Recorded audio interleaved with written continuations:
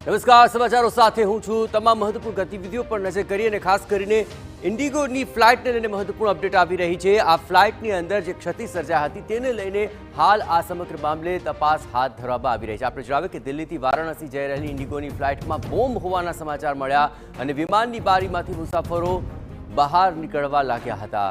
અહીં ટોયલેટમાં પત્ર લખી બોમ્બ હોવાની વાતથી મચી ગઈ અફરાતફરી। વિમાનને તપાસ માટે દિલ્હી એરપોર્ટ પર લાવવામાં આવ્યું હતું। એવિએશન સિક્યોરિટી અને ડોગ ટીમે આ મામલે તપાસ શરૂ કરી છે। કેટલાક મુસાફરો ઇમરજન્સી ગેટ તો કેટલાક બારીમાંથી કૂદી પડ્યા હતા। પ્લેનમાં રહેલા તમામ મુસાફરો સુરક્ષિત હોવાની માહિતી હાલ મળી રહી છે।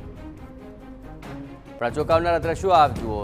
અહીં પ્લેનની બારીમાંથી લોકો બહાર નીકળવાનો પ્રયત્ન કરી રહ્યા છે। મુસાફરો ગભરાઈ ગયા હતા અને તમામ મુસાફરો જો કે હાલ સુરક્ષિત હોવાની માહિતી મળી છે, પરંતુ આ દ્રશ્યોમાં આપ જોઈ રહ્યા છો વિમાનમાં બોમ્બ હોવાની અફવાથી અફરાતફરી મચી। ઇન્ડિગોની આ ફ્લાઇટ કે જ્યાં બોમ્બ હોવાના સમાચાર મળ્યા અને વિમાનની બારીમાંથી મુસાફરો નીકળતા જોવા મળી રહ્યા છે।